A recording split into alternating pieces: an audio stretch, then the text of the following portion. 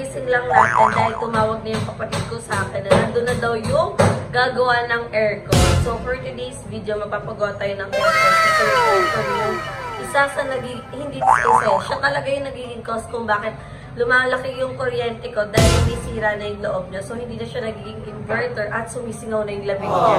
At hindi na nga ganun kalamig dun sa kwarto namin. So, hindi kasi pwedeng hindi mag-aircon si Gab kasi pawisin siya at sobrang init nung area namin pag wala talagang aircon. So, yung nagkabit nun, sila lang ulit yung kinonta ko kasi last time na pina-check ko yung aircon na yon, yun yung sira, pero at that time wala pa akong budget. So, ngayon may budget na tayo pampagawa ng aircon.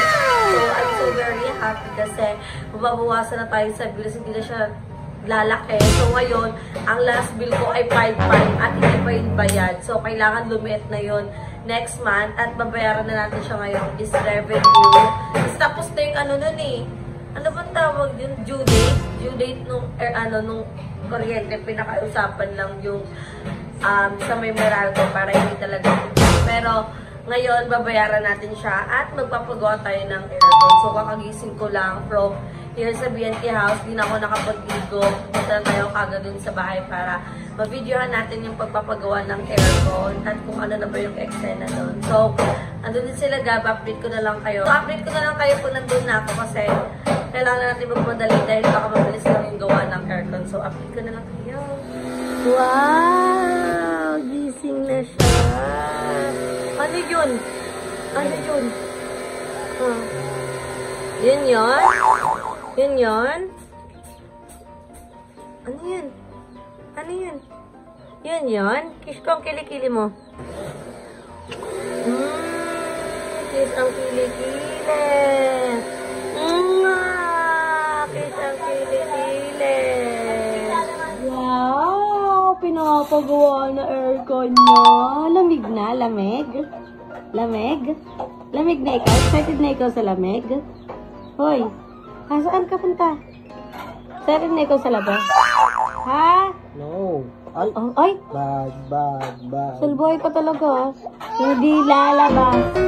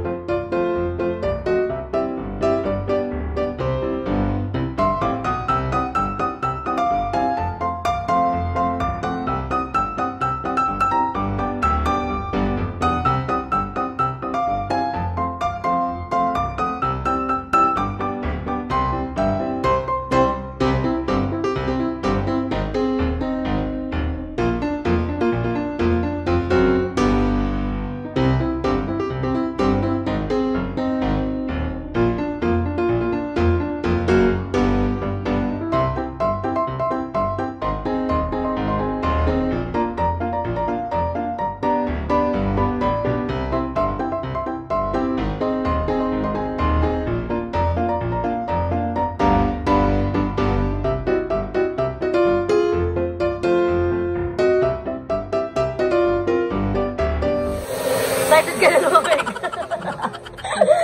Antok ka. So, ayan, nandito na tayo sa bahay at inaayos na nga yung aircon. Hindi ako makapag-video kasi nakakalatan ako sa buong bahay. Sobrang kalat. Pero, ganun talaga kasi pinapalinis ko yung aircon, pinapayos ko yung aircon. Pero after naman na maayos yun, mag-general cleaning tayo sa kwarto. Si Mama dito sa labas, ako sa kwarto kasi i-assemble ko yung kwarto para maging maayos, maluwag siya ulit. So, wala naman na akong tatanggaling gamit dyan kasi na-declutter ko na lahat ng gamit ko dyan. So, maayos yung parang mini office ni Kuya doon para nakakapaglaro din yung mga bata habang nagtatrabaho siya doon. Kasi naman siya nag-work, nanonood lang sila ni Gabi. Ano yung isasahudin? Nood lang sila ng nood. So, mamaya, pag inayos natin yan, i-update ko kayo kung ano magiging itsura ng kwarto natin. Kasi sobrang skip talaga ng bahay dahil nagdaming gamit. At saka nababasa ko din sa comment, kailangan may mga taas-taas para yung mga ibang gamit nasa taas. Pero pinag-iisipan ko pa kasi plano ko din naman ng lumipat mga next year siguro. Basta next year, mag-iisipan natin kasi dito pa nag-aaral yung kapatid ko. Natopak ngayon si Gab. Hoy, topak! Kaya topak siya, binila na siya na almusal. Tinatopak pa rin talaga. Hindi. Kwek-kwek yan eh, kwek-kwek. Uy, topak. So, update ko na lang kayo mamaya, guys, kasi wala tayong masyadong ganap ngayon kasi hindi ako makakilos. Naanuhan ako, parang ang sikip-sikip. Hindi ako makagalaw. So, mamaya na lang after. Tsaka i-check din naman natin yung aircon ko. Sobrang lamig na, malamig na siya ulit. At sana maging maayos na yung bill natin. Wait lang, papakita ko sa inyo yung bill. Wait lang, guys. So, ito yung ating last bill. Yan. 5,446.93. So, mahigit. Pamigay niyo naman dito. Para kayo magkaedad na gawin kayo sa chocolate. So, ayan. Ito yung ating bill na babayaran. Ayun, ang laki ng bill ko. From 4,341,35. Nag-start to May eh. May, June, July, August, September, October, November, December. So, 8 months na ako. 8 months na ako nagsasuffer na malaki yung bill. So, feeling ko next month, hindi na ito malaki. Sure na ako. 411 kilowatts yung nagastos namin nun. Daig pa namin yung sa may BNT. Ano nga namin sa BNT kuryente. Nasa 6 Tapos ako 5 yung gamit ko. So, nai-stress ako kaya laki ng kuryente. Kaya, ngayon, may budget na tayo pang paayos ng aircon. Pinaayos ko na para maging okay na talaga. Tsaka yung remote nito kasi guys, hinuhulaan. Wala na kasing digital yung remote niya. I mean, wala nang screen. So, parang hula-hula lang. So, ako, kabisado ko naman kung paano maghula dyan. At ayun o, yung lamig ko. So, excited na ako at maglilinis talaga ako. Mag-general cleaning tayo para maging maayos yung kwarto. So, ito naman yung next target nating babayaran. 5. Tapos magkano pagpaayos ng aircon. Huy, grabe naman ang gastos. So, update ko na kayo later. So, ayan, nakuha na yung problem sa aircon. Anong tawag ito, kuya? Ayan, pito siya sa Prion ko yun. Pito siya sa Prion na napakaliit lang, na putek, napakalaking gastos na yung cost niya. So, ayan, iayusin na. Tatapon na to, kuya, papalitan. Ay, tatapon na to. So, ngayon pa lang nararamdaman na din naman namin yung lamig sa kwarto. So, titignan natin kung paano natin siya ulit huhulaan. Ahem.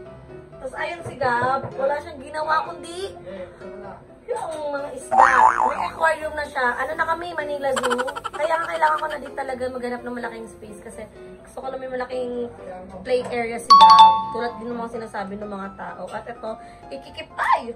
Ikikip ko to kasi ilang 5,000 ako. Mga 40,000. 30 to 40,000 yung bill ko sa kuryente na tiniis ko para lang dito sa pisting mali. So, i-update ko na lang kayo mamaya pagtapos na. At pinalinis na din natin yung aircon kasi mahalaga din na every 6 months pinapalinis yan. Tapos sabi din ni Kuya, okay na din na wag nang patayin yung aircon kasi mas matipid yun sa kuryente. Totoo naman yun.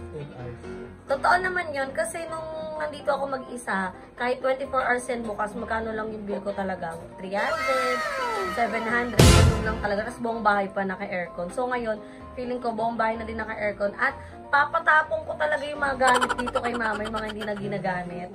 Dati aesthetic tong bahay ko eh. Ngayon po, parang junk shop. Uy! Ulo mo! Ulo mo! Ulo mo!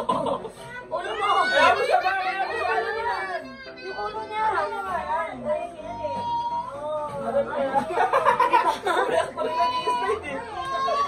Diba, kailangan talaga malaking area kasi tignan mo, nag-i-slide siya. Kasi grabe din yung ninong-ninang ni Gab. Kala nila mansion yung bahay ko.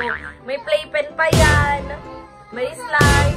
Ewan ko, hindi ko na alam kung saan ko lalagay yung gamit. So, later na ayusin yung aircon natin. At kaya nararamdaman na namin yung lamig.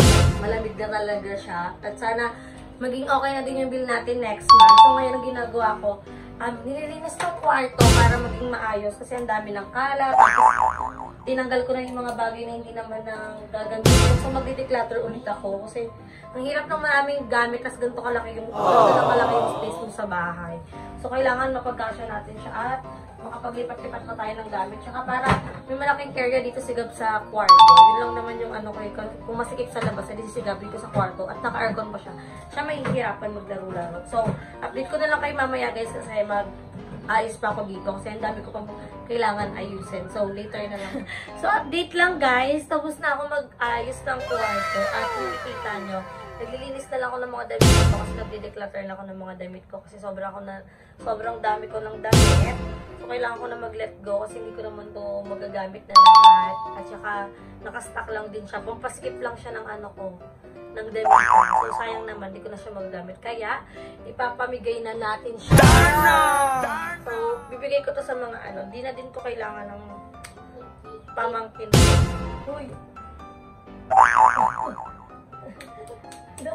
Ang gugulo to. Uy! Doon! Wow, wow, wow, wow! Labas muna, labas. Lilinis si Mami. Maligo ka na. Di ka pa naliligo.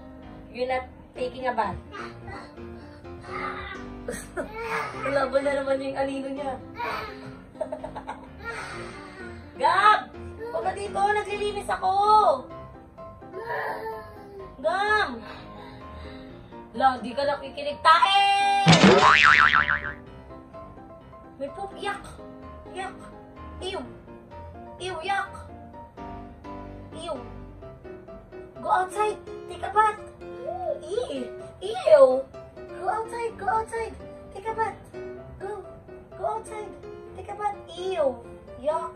Go out! So, ayan, update ko na lang kayo mamaya, mga Bex, kung ano pa yung gagawin natin. Pero ngayon nakapagod na ako. Ang dami kong dinideclutter ng mga damit na hindi ko naman na talaga gagamitin. So, bili lang ako ng bili dati. Dito napunta yung pera ko. Dito sa mga damit ko. Pero okay lang kasi nagamit ko naman siya lahat. So, yan na.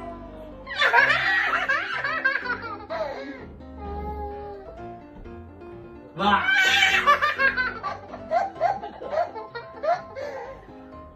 Wah!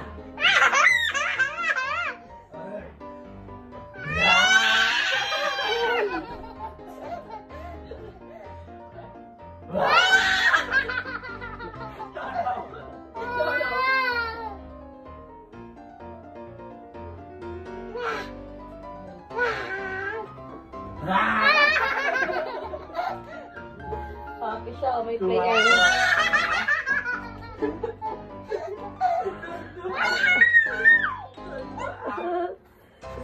Slide na, para slide. Slide muna, slide. Slide muna, slide. Slide na, slide. Oh, di ba? Marunong na siya. Yay!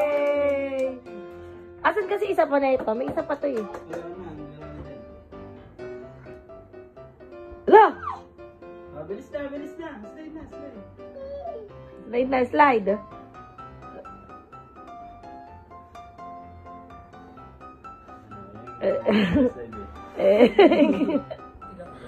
So, ayan mga Bex, tapos na ako mag-ayos ng kwarto. So, habang natapos ako mag-ayos dun sa kwarto, humiga muna ako.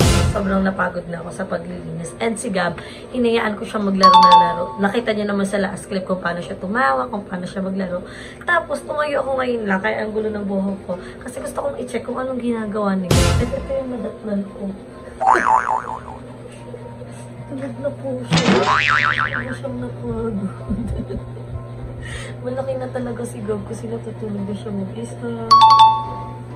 Hello, tulog na ang baby ko. Nahilit ko. So, ayan, hayaan na natin muna si Gab. At ililipat ko siya ngayon sa kwarto kasi itong sala naman ay lilinisin ni Mama. Kasi sabi ko, itapon na yung dapat itapon. At nung naglilinis ako sa kwarto, tinapon ko na. I mean, hindi ko naman tinapon. Binigay ko na kay Mama yung mga hindi ko na ginagamit. Tapos nag-declutter ako ng mga damit na ipapamigay ko. Kasi gusto ko bawasan kasi ang kalat na lang siya. Pero ito yung kwarto namin. Ito lang yung ano, nahigaan na kasi namin kaya ang kalat, tsaka naglaro na sila. So, dito yung magiging office ni Kuya. Ayan. Tsaka sobrang lamig na ng aircon. At thank you so much talaga sa ano, sa DJNL Air Conditioning Service. Ayan, ito yung kanilang page kasi sila talaga mismo yung gumawa. Sila yung nagkabit, sila yung naglinis.